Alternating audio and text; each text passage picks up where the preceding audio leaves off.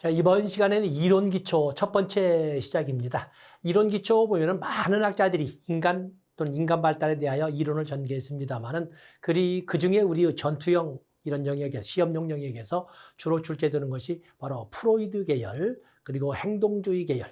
왜냐하면 심리학, 결국에 인간 행동과 사회환경이라는 것은 심리학의 또 다른 표현이라 이렇게 할 수가 있는데 심리학이라고 하는 것은 마음을 탐구하는 학문이고 심리학이라고 하는 것은 인간을 이해하는 학문을 말합니다. 그런데 인간을 이해하는 학문이 그야말로 문자로 분석을 해보면 마음을 이해해야 인간을 이해할 수 있다 이렇게 번역이 되는 거거든요.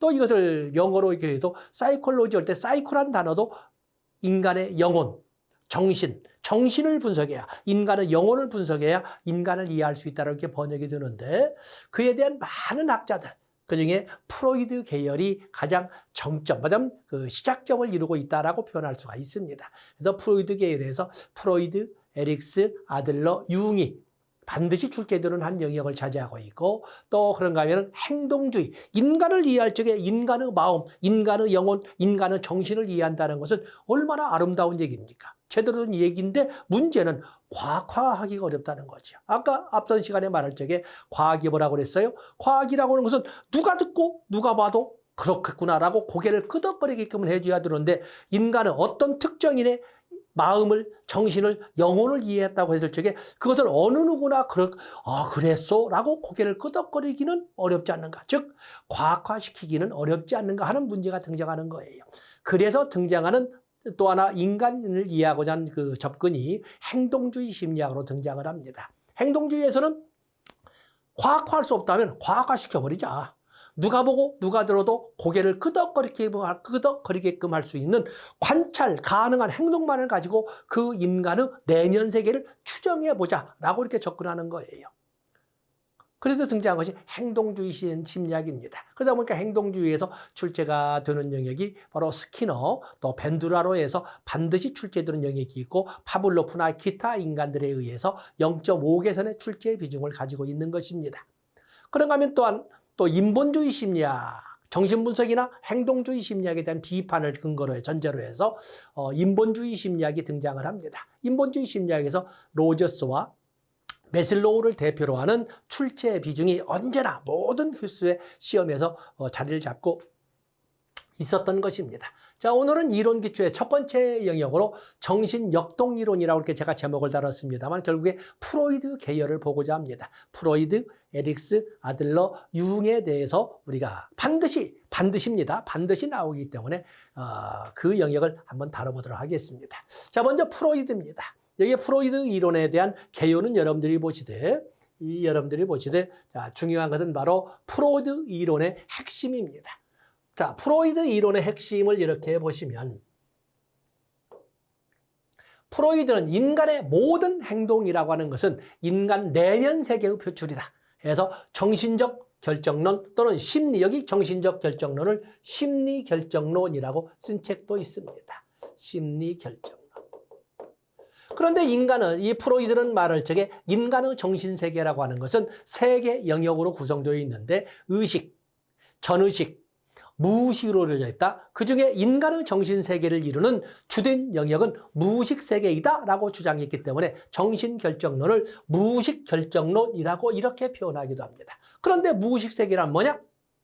당사자도 모르는 과거의 경험이 쌓이고 쌓인 어떠한 과거의 흔적이다 라고 보기 때문에 이 정신결정론을 무의식결정론을 과거결정론이라고도 이렇게 설명하는 겁니다. 그렇기 때문에 과거의 그 뭔가에 의해서 원인이 되어서 발생한 문제를 해결하는데 힘을 실어주자라고 하는데 접근하는 것이 정신분석적 접근이라고 합니다. 그래서 정신결정론, 무의식결정론, 과거결정론 읽어보실 수 있습니다. 특히 과거, 무의식, 당연한 얘기지요.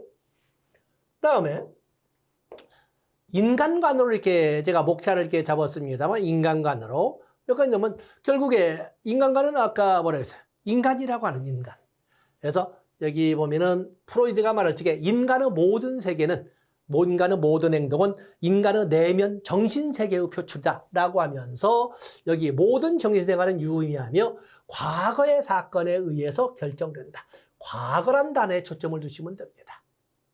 그리고 정신활동은 갈등적 힘의 표현이다 이런 표현을 썼는데 어쨌든 무의식이라고 하는 과거의 경험이 쌓이고 쌓인 무의식세계라고 하는 것은 본능과 충동이라는 용어로 씁니다. 본능과 인간의 본능이라고 하는 것은 이성적 판단이 있기 전에 표출되는 이런 행동 아니겠습니까? 그렇기 때문에 갈등, 콘프릭트라는 단어가 나올 수밖에 없는 거예요.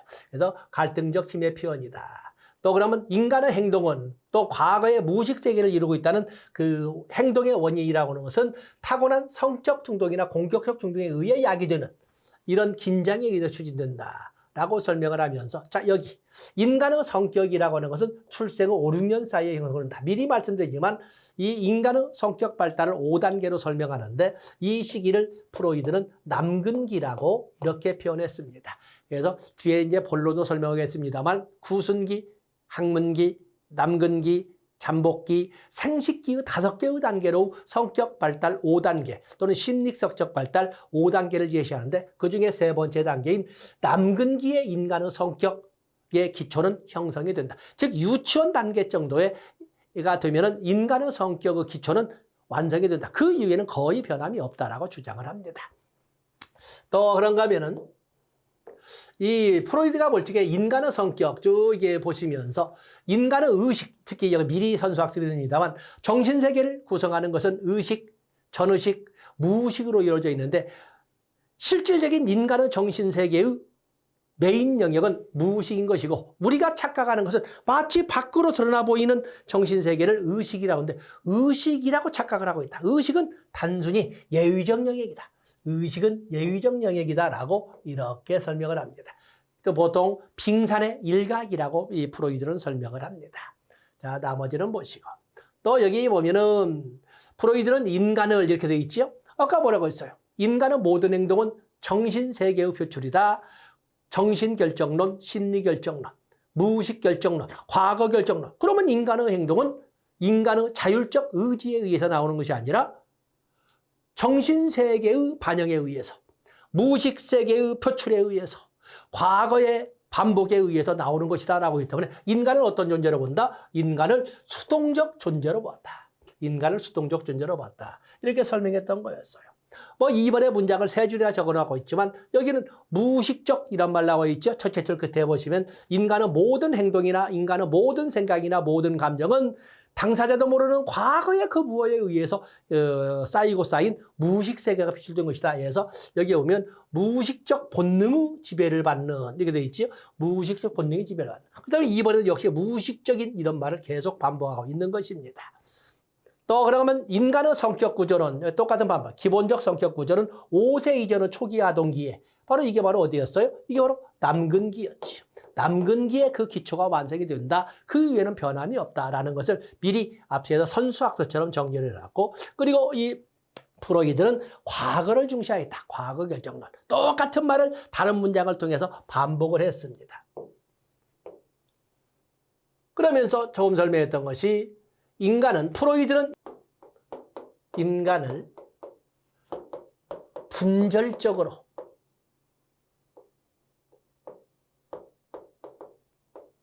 총체적으로 한 것이 아니라 분절적으로 접근을 했어요.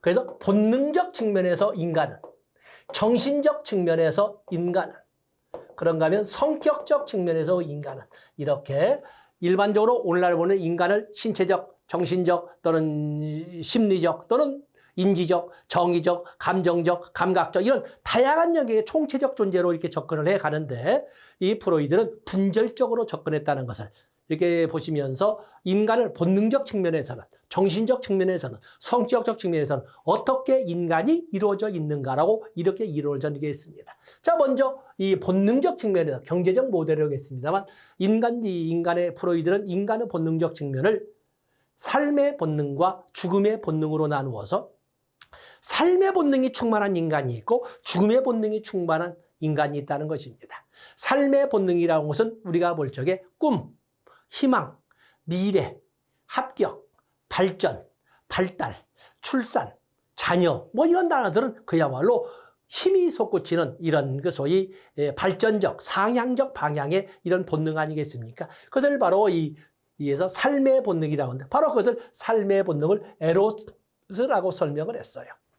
그래서 에로스. 바로 이 삶의 본능. 그래서 그렇게 보면은 그 중에서도 특히 삶의 본능 중에서도 핵심적 에너지를 리비도라고 하였는데, 리비도란 용어를 이렇게 끄집어냈던 거였어요. 그래서 삶의 본능과 죽음의 본능으로 나눠져 있대, 삶의 본능을 에로스라고 표현하되, 삶의 본능 중에 핵심적 영역을 리비도라고 표현했다라는 것이 프로이드가 되겠습니다. 그에 비해서 프로이드는 죽음의 본능도, 이 삶의 본능과는 달리 죽음의 본능은 타나토스라고 설명을 했어요. 죽음의 본능은 타나토스. 이건 죽음의 본능. 개미의 제자 베르베르 베르나제의 옛날 소설을 보면 이 바로 타나토노트라는 이런 소설이 있거든요. 저도 어린 시절에 본 적이 있습니다만, 타나토노트. 불변의 무기질로 회귀하려는, 불변의 무기질로 회귀하려는 충동.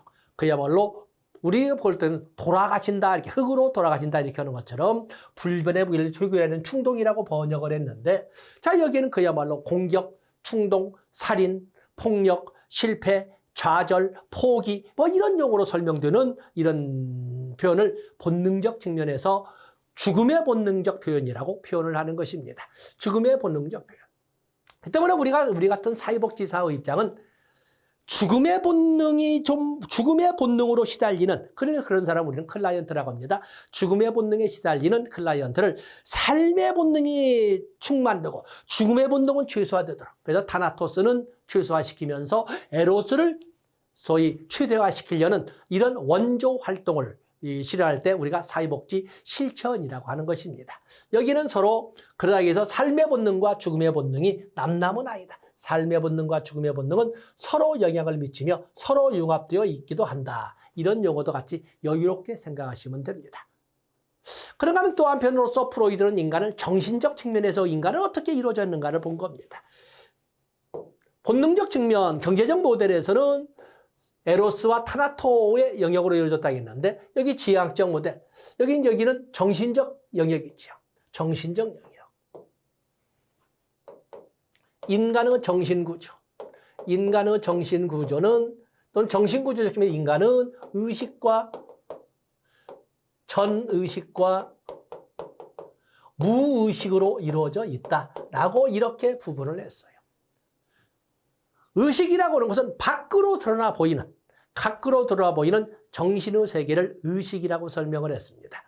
이 밖으로 드러나 보이는, 그래서 의식이라고 하는 것은 어찌 보면 이 의식이라고 하는 것은 오감의 영역이라고. 지금 여러분들은 우리가 화면을 통해서 저와 여러분들이 인연을 맺고 있습니다만, 지금 시각을 통해서 저를 보고 있고, 또 그런가 하면 어떤 촉각을 통해서 저의 느낌, 저에 대한 느낌, 강의의 느낌도 받아들이고 있고, 또 가까이 있는 사람들은 오감이라고 하는 시각, 청각, 취각, 미각, 또 뭐 이런 5개의 감각을 통해서 서로 느끼고 있지 않습니까? 이러한 정신세계를 우리는 의식이라고 하는데, 앞에서 선수학습을 했지만 여기에 보이는 프로이드는 정신세계의 극히 일부분만이 이렇게 해서 빙산의, 정신세계 중에 빙산의 일각에 불과하다. 이렇게 설명했던 것이 바로 프로이드의 입장이었던 거였어요. 그런가 하면 전의식. 전의식은 우리의 수험생의 입장에서는 아주 중요한 영역입니다. 프리콘셔스니스라고 하는 전의식이라고 하는 것은 밖으로 드러나 보이진 않지만, 즉 의식화되어 있지는 않지만 약간의 자극을 통해서, 이런 순간에는 의식되지 않지만, 즉 가시화, 한자로 본다 이렇게 이제 가시화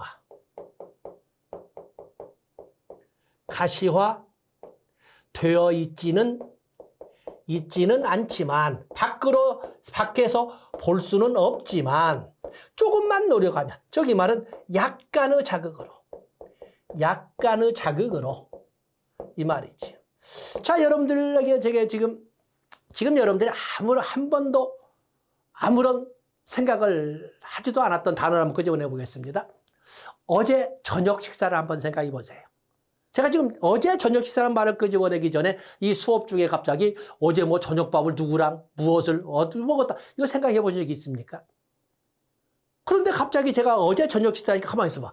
어제 저녁에서 어디서 먹었지? 누구랑 먹었지? 뭘 먹었지? 그때 반찬이 어떻게 놓였지? 그때 TV에서는 어떤 방송이 나왔었지? 갑자기 그게 물밀듯이 쏟아져 나오잖아요. 평상시에는 그 순간에는 아무런 생각도 해본 적이 없는데 약간의 자극을 통해서 끄집어 올릴 수 있는 정신세계를 전의식. 우리는 이것을 전투 현장에 들어가는 우리 입장에서는 우리는 이것을 기억의 영역이라고 합니다. 기억이라고. 기억의 영역이라고 하는 거죠. 그래서 이용 가능한 기억의 영역이라고 하는 전의식이라 하고, 이것은 의식과 무의식 세계의 영역을 연결해주는 문지기로서 역할한다. 이런 문장통으로 가지고 가시고, 어쨌든 우리는 수험생이잖아요. 수험생 입장에서는 어떻게 하면 이걸 바로 그야말로 시험지를 열기 전에, 뭐 경험이 있으겠지만 어떤 시험을 보러 가더라도 시험을 열기 전에 두려움 속에서 새카머니 아무것도 생각나지 않더니 자 페이지 확인하세요 라고 하면서 시험지를 열어보는 순간부터 갑자기 확 소위 개안, 안개가 걷힌다. 안개가 열린다. 눈이 열린다. 한자로 봐서는 개안이라는 것이 눈이 열린다 이렇게 하는 거거든요. 그러면서 확 생각이 나거든요. 바로 그것이 바로 여기는 전의식이 의식화되는 순간이기 때문에 그런 것입니다. 자, 이렇게 표현합니다. 그런가 하면 무의식. 무의식은 정신세계의 주된 영역이지 않습니까? 과거의 경험이 쌓이고 쌓여서 만들어진 정신세계의 주된 영역을 이 바로 무의식이라고 합니다. 좀 올려보겠습니다. 무의식이라고 합니다. 이렇게 하겠어요. 그래서 이 무의식, 그러면 인간 정신의 가장 크고 깊은 심층에 잠재 있으면서 모든 사고와 행동을 전적으로 통제하는 결국에 정신세계의 메인 영역이라는 걸 말하는 거예요. 그래서 이 인간들의 행동을 결정하는 주된 원인이 된다. 그야말로 뭐였어요?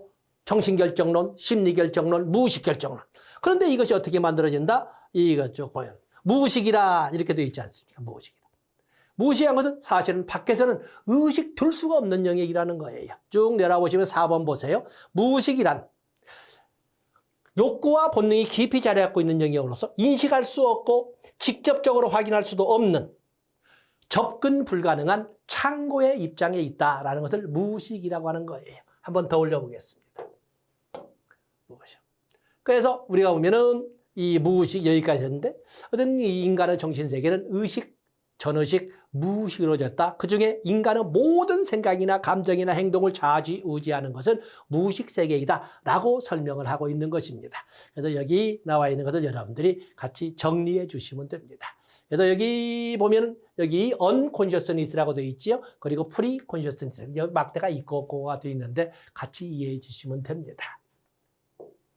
다음에 본능적 측면에서 인간도 보셨고 본능적 측면에서 인간도 보셨고 그런가 하면은 이제는 우리가 성격적 측면에 정신적 측면의 인간도 봤습니다. 이제는 성격 측면을 구조적 모델이라고 합니다. 이 성격적 측면을 이거는 구조적 모델은 인간의 성격의 영역은 이드와 에고와 슈퍼에고로 이루어져 있다라고 주장하는 이론입니다. 자, 먼저 이들을 원초화라고 합니다. 뭐 한자 쓰기가 그렇습니다만 진짜 본래의 나, 나도 몰랐던 진짜 본래의 나. 이거 한자를 쓰면 이게 나죠다, 태초의 나, 초화. 그것도 진짜 장충동 원조족발집, 원초화. 한자를 썼던 분들이 이드라고 하는 것을 나도 몰랐던 진짜 본래의 나. 의 개념을 이드라고 표현을 했어요. 그래서 이드, 원초화. 원초화라고 하는 것은 많은 설명을 하고 있지만 그중에 여러분들이 말은 너무 많이 가져오면 그러니까 여기 보면 원초화란 태어날 때부터 이게 중요합니다. 태어날 적에는 모든 인간들이 이드만 가지고 있습니다. 출생 시에는 이드만 가지고 있습니다. 그리고 무의식 세계에 존재하는 본능적 충동을 자극하는 정신세계를 원초화라고 합니다. 성격이 가장 원시적 체계다 이렇게 쭉 되어 있는데 여기 보이는 어찌 보면은 쾌락의 원리의 지배를 받는 쾌락의 원리의 지배는 본능과 쾌락의 원리의 지배를 받는 본능과 충동의 세계다. 말을 너무 점잖게 했군요. 쾌락의 원리의 지배를 받는 쾌락의 즉각 만족을 추구하는 본능과 충동의 성격 구조를 이렇게 이드, 원초화라고 설명을 했습니다. 나머지 당연히 비합리적이죠. 그런가 하면은 에고가 나와 있습니다.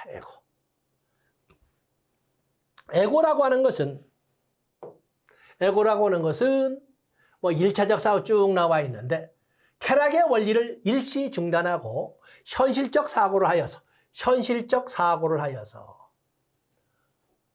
욕구 충족의 계획을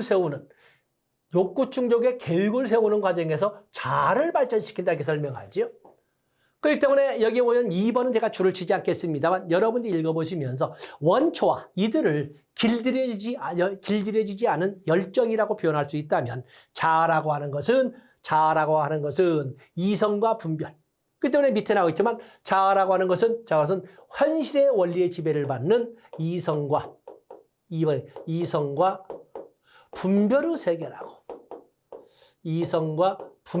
세계라고 이렇게 설명을 합니다.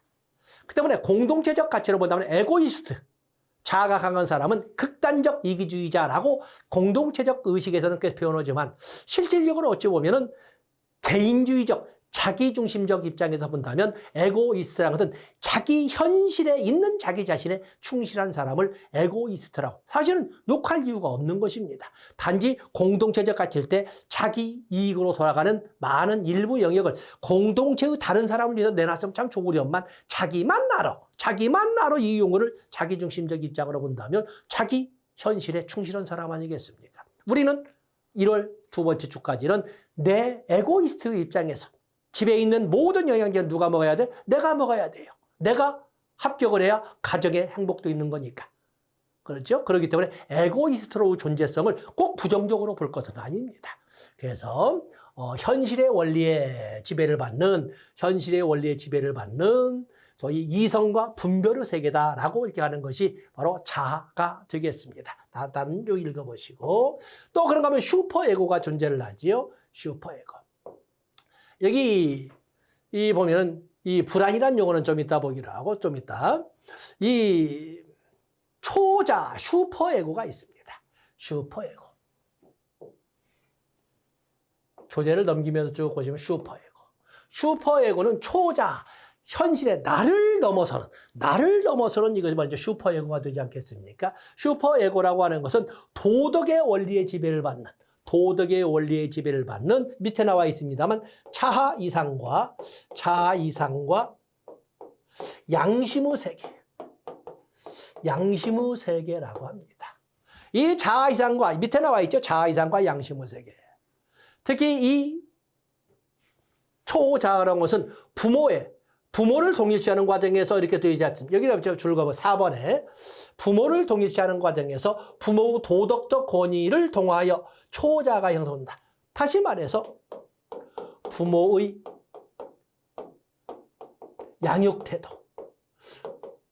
부모의 양육 태도 속에서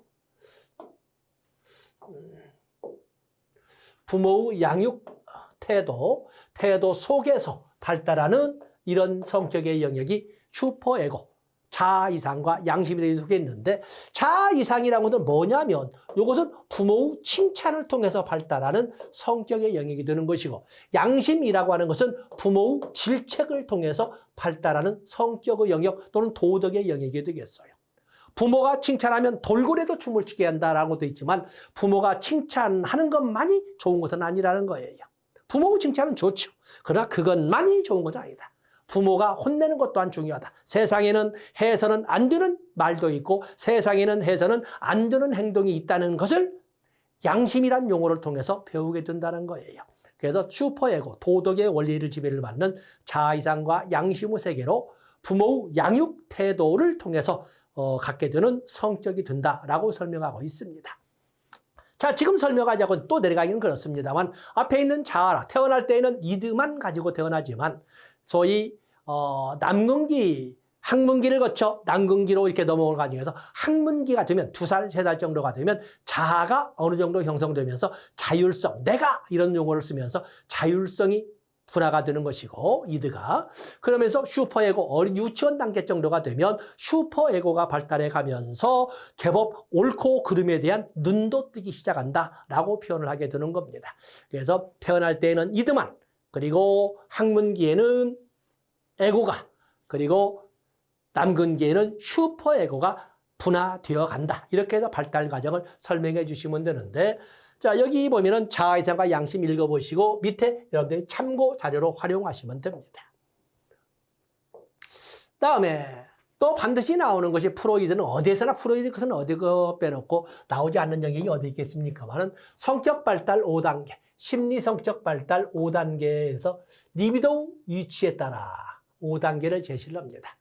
이 성적에 대해서 어른의 눈으로 바라보는 섹스의 개념, 섹슈얼한 개념으로 이렇게 여기는 그렇습니다만 어쨌든 리비도를 프로이드가 말할 적에는 하고 말할 적에 성적 활력소라고 번역되는 섹슈얼 에너지라고 이렇게 표현했거든요. 그러다 보니까 자꾸 성이란 용어를 쓰고 있는데 가장 큰 즐거움을 어디에서 얻어내는가라는 문제를 다진 겁니다. 가장 큰 즐거움을. 그래서 여기는 5단계로 구순기, 학문기, 남근기, 그리고 잠복기, 상식기로 이렇게 나눴던 것입니다. 자, 구순기를 구강기 이렇게 하는데 여기는 입과 그 주변에서 가장 큰 즐거움을 얻는다는 거예요. 우리가 본다면 흡입반사, 빨기반사죠. 흡입반사 또는 빨기반사. 그래서 어린 시절에 눈을 감고 있다가 입을 살짝 건드리면 막 뭔가 빨아먹으려고 할 때 그 이쁜 모습들이 생각나지 않습니까? 바로 이런 흡입반사할 때 가장 큰 즐거움은 입이나 그 주변을 통해서 얻는다라는 단계. 이 단계에는 뭐가 있어서 이드가 지배하는 시기라고 되어 있잖아요. 이드만이 존재하던 이런 시기라고 말씀을 드렸습니다. 그러다가 2살, 3살 정도가 되면 보통 우리가 이제 대소변 가리기 훈련을 통해서 학문주의로 가장 큰 즐거움은 학문주의에서 얻게 된 대소변의 배출을 통해서 하는데 이때 에고가 등장한다고 말씀드리지 않았습니까? 에고가 등장한다. 그래서 이 시기에 이 학문기에 긍정적으로 이렇게 받아들이고 거기에 리액션을 해주고 한다면 창조성이 발달할 수 있다. 이렇게 설명을 합니다. 그런가 하면 만약에 이 시기에 자꾸 거부하는 질책을 하는 혼을 내는 이런 그 부모의 양육대를 보여준다면 부모가 이제 그렇게 혼을 내게 된다면 오히려 어떤 고착이나 인색 또는 결벽증 여기 둘째 줄 3번에 둘째 줄 나와 있죠. 고착행동이나 결벽증이나 인색이나 슈크루지적 성격이나 이런 성격이 나타난다. 그래서 우리가 프로이드 방식으로 분석을 할 적에 여러분들 친구에서 보면은 유별나게 결벽증을 떤다거나 유별나게 그 소위 인색하다거나 뭐 이런 사람들은 프로이드로 본다면 2살 때 아마 엄마 아빠로부터 혼 좀 났는가 보네 라고 이렇게 우리가 생각해 볼 수가 있는 것입니다. 그러면 3번째 단계는 유치원 단계 정도가 되는데 남근기라고 하지. 남근기에서는 여러분 아까 말씀드린 것처럼 슈퍼에고가 등장하는 시기로 성기 부위로 가장 큰 즐거움을 이렇게 얻게 되는 그것이기 때문에 이 시기에는 특히 성격 형성의 결정적 시기라고 했다. 성격의 결정 시기, 5, 6세 이렇게 표현하지 않습니까? 성격 형성의 결정적 시기라고 하는 시기를 남근기라고 설명하는데 남근기의 가장 중요한 현상은 콤플렉스였던 거였어. 콤플렉스. 동성애 부모를 라이벌로 여긴다는 콤플렉스. 그래서 남자애들이 아빠를 라이벌로 여긴다는 오디푸스 콤플렉스, 여자애들이 엄마를 라이벌로 여긴다는 엘렉트라 콤플렉스와 같은 이런 콤플렉스가 등장하는 시기가 이 시기였고 콤플렉스라는 것은 오래가지는 못해요. 콤플렉스. 아빠를 내가 라이벌로 여긴들 아빠를 이길 수가 없고 엄마를 라이벌로 여긴다 한들 엄마를 이길 수 없다는 것을 현실적으로 느끼게 될 때 그렇다면 나도 아빠처럼 마음대로 하는 사람이 되고 싶고 나도 엄마처럼 내 마음대로 하는 사람이 되고 싶은 이러한 어떤 적응 기제를 이렇게 표출하게 되는데 그것을 우리가 보면 동일시라고 표현합니다. 그래서 콤플렉스의 현실화가 이루어지면서 발달. 그 때문에 이걸 달리 표현한다면 적응 기제가 등장한다 이렇게 표현하겠는데 그중에서 구체적으로 한다면 동일시라고 하는 적응 기제가 등장한다고 하는 것이 남근기가 되겠어요. 그러면 아주 대부분에 보면은 이 남근기에 정상적인 성장 과정, 콤플렉스를 이겨내면서 정상적인 그 과정으로 이렇게 성장해 가지만 극히 일부지만 그것이 하나의 상처로 남아서 성인기의 어떤 문제를 내마자면 끌어안고 있는 이런 인간들도 등장을 합니다. 그때 등장하는 것이 거세 불안이나 사실은 서양이나 우리 너 이놈 말 안 들으면 고추 따먹어버린다 이렇게 고추를 따먹어버린다고 이 말장난을 하게 되는데 대부분은 잊어버리고 맞아 옛날에 어른들이 그런 말을 했었지 라고 했는데 그것이 상처로 스크래치를 남겨서 나중에 발기부전이라든지 이런 성적 장애를 야기하기도 한다. 또 그러면 남근선망 똑같이 같이 밖에서 놀고 왔는데 어른들이 꼭 남자애들만 데리고 같이 무릎에 앉히고 이게 즐겁게 놀으실 적에 마치 소유감을 느끼던 여자애들은 그를 통해서 어떠한 남자애들에 대한 선호, 그래서 레즈비언과 같은 경우 있을 때 보면은 남자 성향의 이런 레즈비안의 성격을 보여줄 때는 프로이드 방식에서는 너 됐을 때 어른들의 말장난이 상처를 줬거나 라고 이렇게 표현하고 있는 것입니다. 다음에 우리가 보면 오늘날 초등학교 단계로 설명해 본다면 잠복기라고 리비도 활동이 침체기에 들어가는 이런 잠복기라고 합니다. 이 시기에 그 때문에 이 잠복기와 같은 경우에는 원초화가 약해지면서 초자는 강해진다라고 하는데 리비도의 활동, 성적 활력소라고 하는 리비도의 활동은 침체되어 가지만 중요한 것은 아까 우리가 인간 발달의 원리에서 클 때가 따로 있다. 결정적 시기 또는 적기성 이런 것처럼 결정적 시기로 본다면 사회성과 인지가 발달하는 결정적 시기를 우리는 초등학교 단계로 봅니다. 때문에 초등학교 단계는 친구들끼리 어울려야 하는 이런 떠올리고 싶어 하는 이런 시기가 되는데 그 시기를 많은 사교육 시장에 묶어서 애들과 어울리지 못한다면 뭔가 성적은 좋게 성적이 나올지는 몰라나 사회성 발달이나 정서적 발달에는 상처가 남게 된다. 또 그러면 초등학교 때 적기성에 의해서 초등학교는 인지 발달의 결정적 시기라고 조금 전에 말씀을 드렸습니다. 결정적 시기인데 그때 공부를 못했다고 해서 나중에 못하는 법은 없지만 그때 할 만큼의 성과는 거두지 못한다. 나중에 나도 그 부족했던 인지 영역을 채우기 위해서 또 방법을 강구했지만 공부를 시킬 때 들어도 되지 않았던 그의 수배가 되는 사교육비가 들어갈 수밖에 없을 것이다 라고 설명하고 있는 것입니다. 그래서 여기는 리비도 성적 욕구에 대해 흥미는 약해지지만 사회성과 인지 발달의 결정적 시기라고 하는 것은 초등학교 단계, 보통 우리가 학령기나 아동기, 이 잠복기를 학령기 또는 아동기라고 이렇게 하는 거거든요. 학령기, 아동기.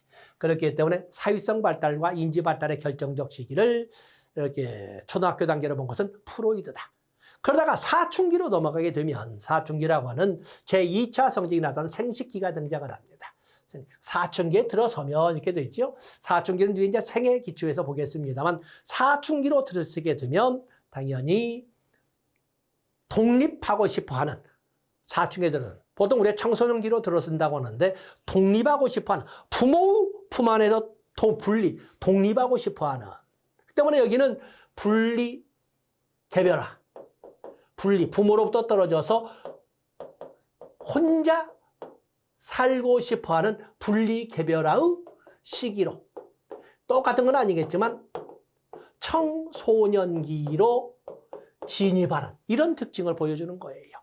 그 때문에 이때부터는 간섭하지 마, 문 열고 들어오지 마, 또 그냥 원룸, 자취, 혼자 살고 싶어하는 물론 그것이 현실화되는 것은 우리가 성인기가 되어서 이렇게 청년기부터 이렇게 설명합니다만 이 시기를 말하는 거예요. 그 때문에 혼자 살고 싶어 하는 화가 붙었잖아요. 혼자 살고 싶어 하는데 마음은 봄인데 혼자 살 것 같은데 주머니가 겨울이야. 그러니까 마음만 봄이야. 사춘기. 마음으로서는 어머니의 젖꼭지에서 떨어지고 싶어 심리적 이유. 근데 경제적으로 불가능해. 심리적 이유기. 또 그런 건 뭐라고 그래요? 이 생식기를 청소년기라고 합니다. 생殖기를 질풍노도의 시기. 계속 부모의 겉도는 주변인의 시기. 뭐 이런 식으로 표현하는 것이 생식기가 되겠어요. 그래서 생식기는 여기 보면 청소년기의 개념으로 가지고 접근해 주시면 되겠습니다. 이런 것처럼 프로이드는 인간 발달의 단계를 성격을 중심으로 해서 사춘기까지 아니면 청소년기까지 5개 단계로 나눴다. 그때 그 분류의 기준은 리비도의 위치 변화를 가지고 나눴다라는 것을 알아주시면 됩니다. 거기 보면 또 그럼 방어기제가 나와 있죠. 방어기제의 출제 비중은 0.5개선인데 사실은 방어기제의 개념을 끄집어낸 것은 프로이드지만 방어기제의 이론을 체계화시킨 것은 프로이드의 딸인 안나 프로이드가 되겠습니다. 안나 프로이드에 의해서 이 방어기제가 처음 등장을 합니다. 방어기제. 그래서 이 방어기제를 가지고 출제하는 그럴 때는 방어 기제의 개념. 방어 기제의 개념. 방어 기제라고 하는 것은 어떤 불안에 여기 보면 어떤 이 개념에서는 어떤 불안이나 위험에 직면했을 때, 불안이나 위험에 직면했을 때, 뭐가 자아가 어떻게 자기도 모르는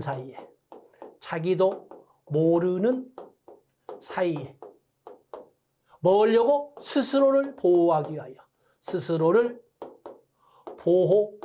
위해 자아가 자기도 모르는 사이에 이 말은 뭐야? 방어기제라는 것은 무의식적으로 이 말입니다. 그리고 어떤 목적으로? 자기 스스로를 방어하기 위해서